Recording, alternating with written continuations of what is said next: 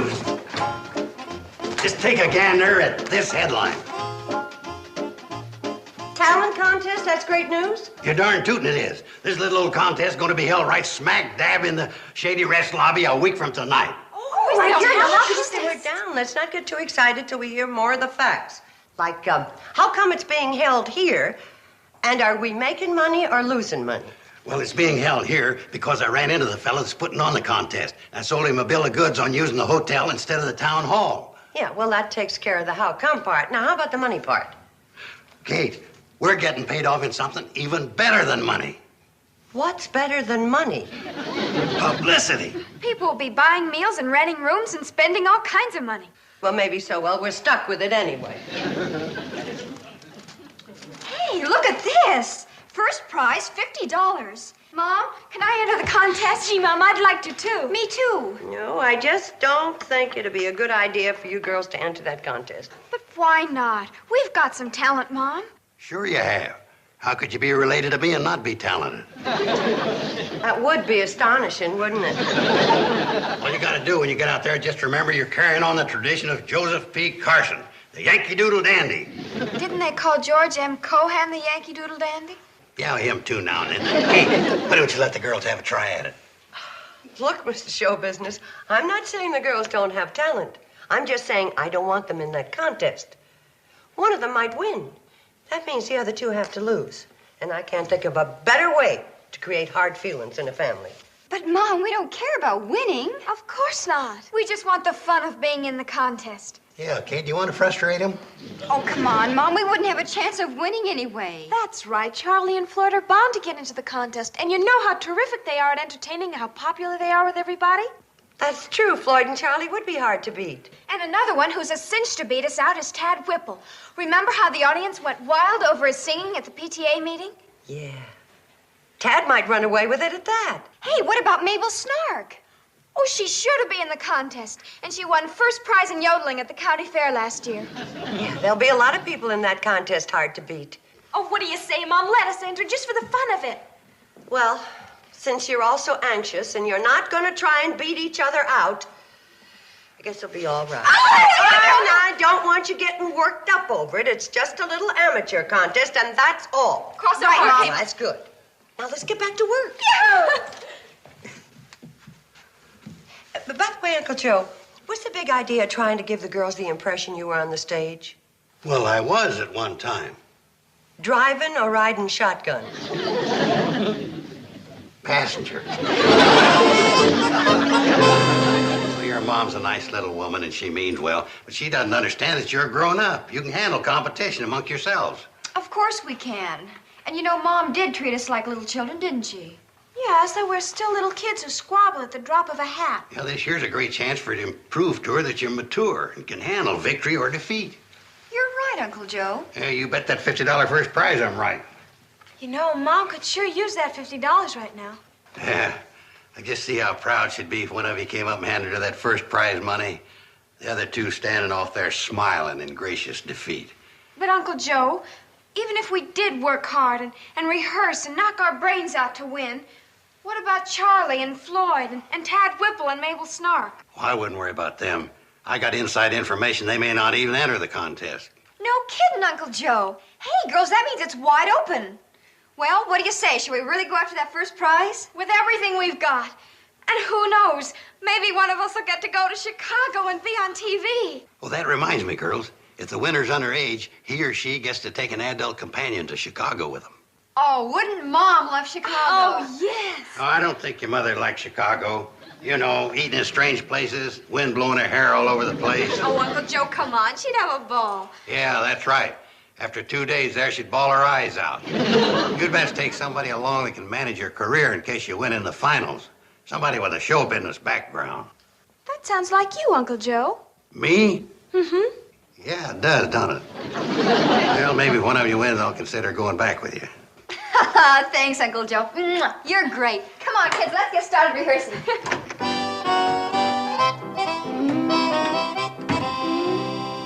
Oh, that windy city, oh, that windy city, Chicago.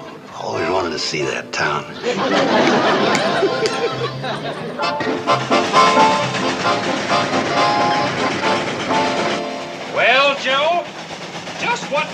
a favor do you want from Floyd and me? Favor? What makes you think I want a favor? Number one, you never rode up in front before. Number two, the first time you ever brung us any food. And number three, you're being uncommon pleasant. There is a teensy-weensy little favor I'd like to ask. Floyd, do you want to ask him what it is, or should I make the mistake? I reckon it's your turn, Charlie. I asked him a boy, remember? Oh, stop your clouding, fellas. I just wanted to ask you not to enter that talent contest. That's all. Why shouldn't we be in it? Yeah, we're fixing to win that $50 first prize. Not if you're friends of Kate's, you won't. How's that? Well, Kate's girls are entering the contest, and I'm not sure how she'd take it if one of them didn't win. You mean Kate don't want us to compete against the girls? Well, she'd never admit it. I thought it was my duty to tell you. Personally, I don't care who wins the contest. Well, if Kate don't want us in that contest, we sure enough won't enter, will we? No, we sure won't. Here, have another sandwich.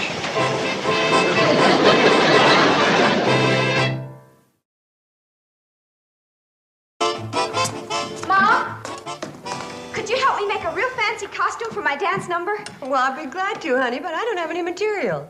Oh, I just happen to have a few hundred yards. I need a costume for the contest, too. Well, I don't think I'd have time to make costumes for both of you. Wait a minute, I'm in that contest too, and I haven't got a thing to wear. I asked first. I'm the oldest. Yeah, but what counts is who needs it the most. Come on, Mom, wait a minute. Simmer down. There's only one way to settle this. It's all yours. Oh, good. Hey, wait a minute. I said we're going to do this by age. I'm the oldest. Here you are, Mom. Yes, sir, Mrs. Whipple. Yes, sir. Your boy Tad's a sizzling cinch to run away with that contest. Sure'd please me to see him win. That poor boy works so hard around here, help me with everything. He deserves a chance to show off his singing now and then. I'm real glad to hear that. For a while there, some of us were worried for fear you weren't going to let him enter. Well, so long, Mrs. Whipple. Tad. Wait a minute. Why is you afraid I might not let him enter? Oh, it was nothing. Just some of the folks around here got some silly notions about Tad. Didn't amount to anything. See you later, boy, at the contest. Hold on. What kind of silly notions? Well, it's the general opinion around here that Tad's starting to get the swell head. Once he wins this contest and goes on to Chicago, he'll never come back. Not come back? Why wouldn't he? Well, everybody knows he'll win the Chicago contest, too. And from there, it's on to Hollywood for your little boy. Hollywood? It's the same old story. Fame, fortune, forgetting your family, your friends. Well, it didn't cross my mind that... Once you're out there, it's one Hollywood party after another. No more letter writing, no more phoning, no more nothing. Oh, my little Tad. Now, don't carry on, Mrs. Whipple. Maybe you can keep track of him by reading them movie magazines. Finding out which Hollywood parties he's been going to. Tad Whipple? Yeah, Ma? You hear me good. You ain't gonna enter that talent contest. Well, why not? Because I said so, that's why. And you get rid of that swell head of yours before I take a switch to you. How? Be quiet and get back to milking your cow. I'd watch him, Mrs. Whipple. That boy has a wild look in his eye. Surely, said I. Surely that is something at my window lattice. Oh, let my heart be still a moment and this mystery explore. It is the wind. Mother, what are you doing? I'm rehearsing. That's just what your sisters would like to do, too. They can have it tonight. When? Like we got it last night at 11 o'clock? Mom, make her take that spooky record off there, will you? So you can put that silly dance record of yours on there. Oh, no, my record's going on next. Girls!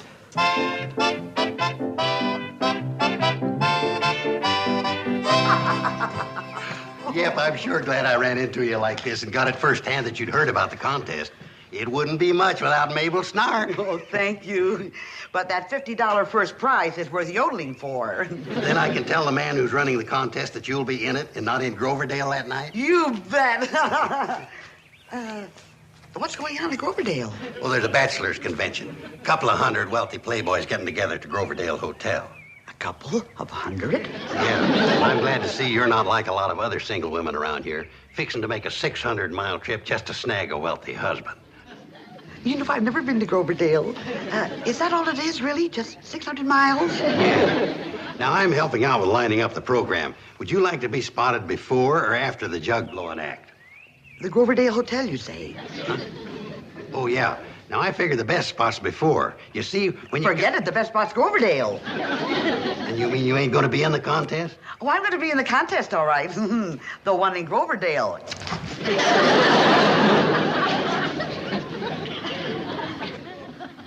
I wonder which one of the girls be going to Chicago with me.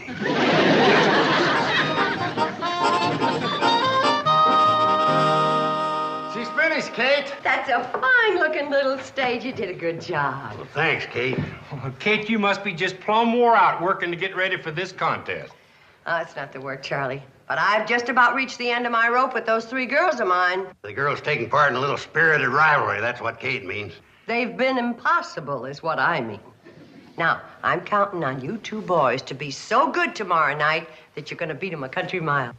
Why, Kate, we're just playing to accompany the contestants. Didn't Joe tell you? Kate, the boys must be hungry. Why don't you hop out the kitchen and get them a bite to eat? Are you saying you're not competing? Better start hopping, Kate. But you boys have got to be in the contest. We thought you didn't want us competing with the girls. Where in the world did you ever get an idea like that? Maybe I'll hop out the kitchen. Hold it, Uncle Joe. With the turn things have taken, I'm beginning to feel your strong hand of navigating. Kate, your conclusion's jumping again. Good jumping, I'd say. Oh, Uncle Joe, I know it'd mean a lot to you if one of the girls would win.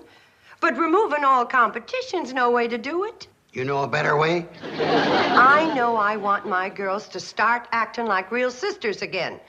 And not like 3 cackling hens pecking at the same kernel of corn. Now, you boys have got to promise me to enter the contest. Well, all right, Kate, if that's the way you want it. Yes, and I'd be obliged if you'd give me a ride on the cannonball. Sure thing, Kate. Where are we going? To talk to the rest of the competition. I want to be sure this is going to be a wide-open, square-deal contest. Kate, before you go, I want to tell you something. What? Don't.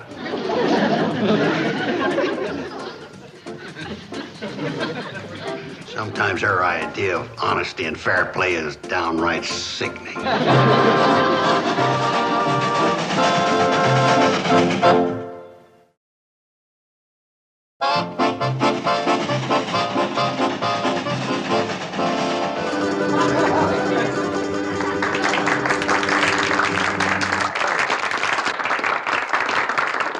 Thanks, folks, and welcome to the Shady Rest. Now, I've been asked to help out with a master of ceremony and chores by my good friend, Mr. J.P. Anderson from Chicago.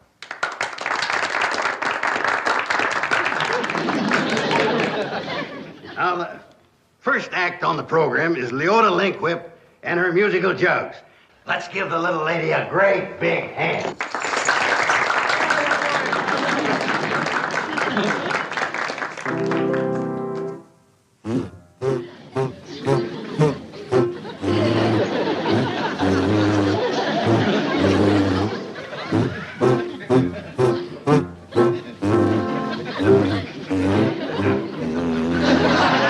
Contestants, young Tad Whipple.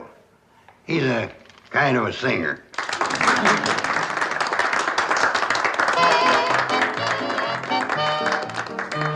Do the best you can, Tad, my boy.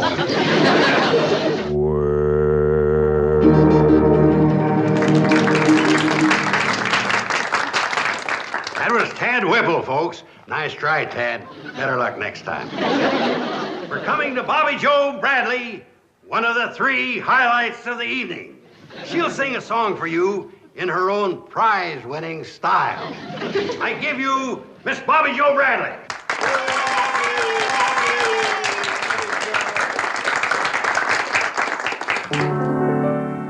I love those 3 little words. Oh, what I'd give for that wonderful phrase.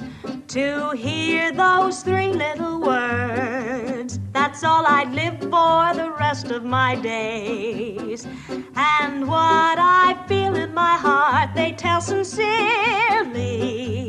No other words can tell it half so clearly. 3 little words, 8 little letters, which simply mean I love you.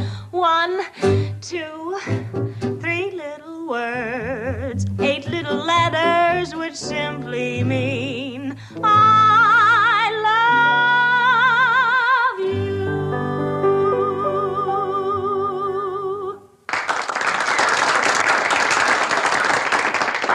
That was Miss Bobby Jo Bradley, folks.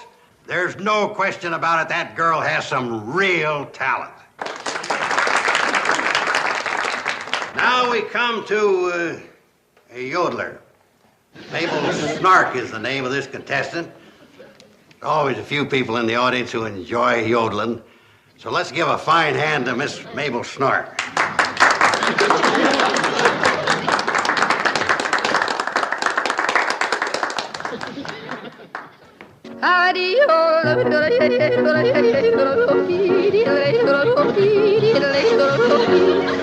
Now next, friends, we present the blonde bombshell of the Shady Rest doing her condensed but exciting version of Edgar Allan Poe's The Raven. Miss Billie Jo Bradley.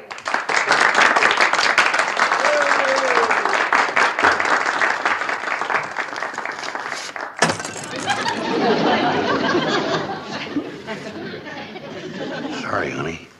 What am I going to do now, Uncle Joe? I can't perform without my music and my sound effects. Kate and Floyd and Charlie can play the music for you. And Floyd's pretty good with sound effects. I'll have him put in a few. Okay, Uncle Joe, I'll try.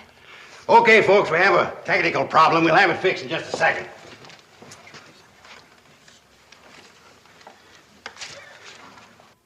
Once upon a midnight dreary, while I pondered weak and weary over many a quaint and curious volume of forgotten lore, while I nodded, nearly napping,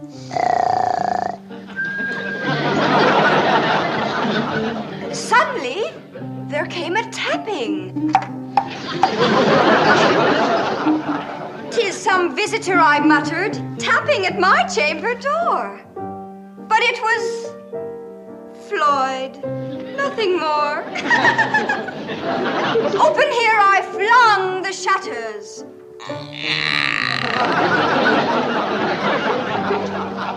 But it was Floyd, nothing more.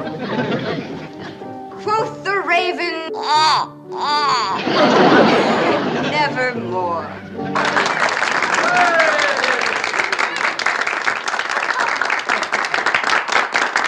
That is Billie Jo Bradley, folks. A great dramatic actress and a brilliant comedian. And I'm sure we'd all be proud if Billie was to carry our colors to Chicago.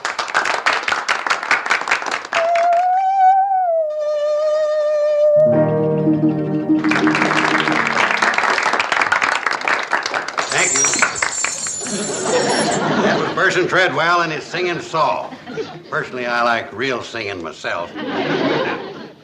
Now it's my pleasure to introduce that gifted and talented other Bradley sister, Miss Betty Jo Bradley.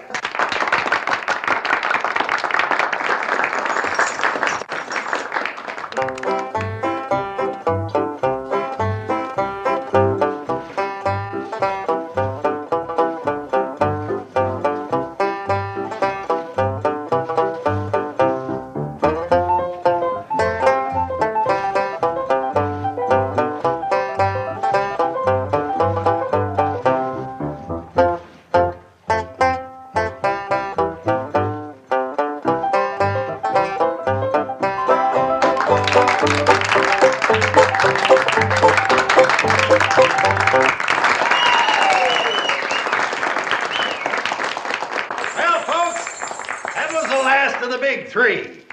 Now we have, oh yeah, a couple of swell guys we'd all like, even if they didn't run the only train between Hooterville and Pixley.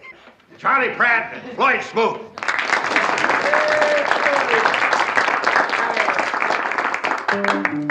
How well do I remember the fire of 58. We's coming down through the mire. When along comes Hank just a-going to beat the cars, and he says, My gosh, there's the fire. well, I runs home and I puts my gumboots on. Kisses my gal Irene. How well do I remember the fire of 58? When we ran with the old machine. When we ran with the old machine, hot ziggity, when we ran with the old machine. There was Hank and Frankenstein, Pete and Bill and I. when we ran with the old machine.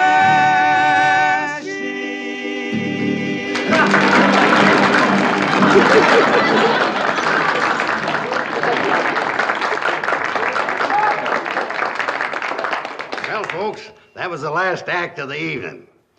And even though they ain't as young or pretty or quite as talented as the Bradley sisters, you gotta admit they're pretty good. Now, folks, there'll be a short intermission and then the judging. Do you think I have a chance to win? Gee, I hope I have a chance. I've sure got my fingers crossed. I'm hoping that I... Wait a minute. Look at what we're doing. We're all saying I, not we. We're all worried about only ourselves. You know, that isn't like us. Mom was right. And if one of us wins, it could get worse. Well, what do you say we all drop out of the contest? I second that. I third it. Well, let's go tell Mom. Right. Mom, We've decided we don't want to be included in the judging. Oh, but you all did so well. Any one of you could win. Well, that's just it, Mom. We don't want any one of us to win. and we don't want any one of us to go to Chicago either. We figure maybe we'll all get to visit there one of these days together. Girls, What? welcome back to the family. You girls were just great, all three of you. Joe, come here. You're joshing. All three?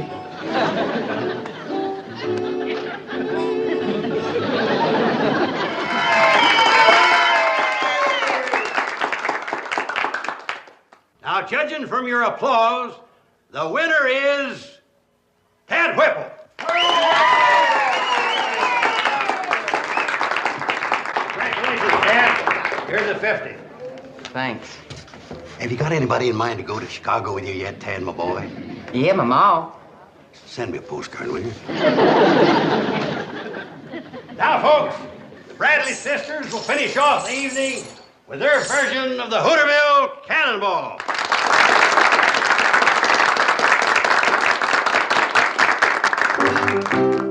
There's a train that runs through this wide valley that is loved by one and all. It's the train that starts way up in Pixley called the Hooterville Cannonball. Well, she makes her run through the dead of winter, through the summer, spring, and fall. Neither cold nor heat nor flood can stop her. She's the Hooterville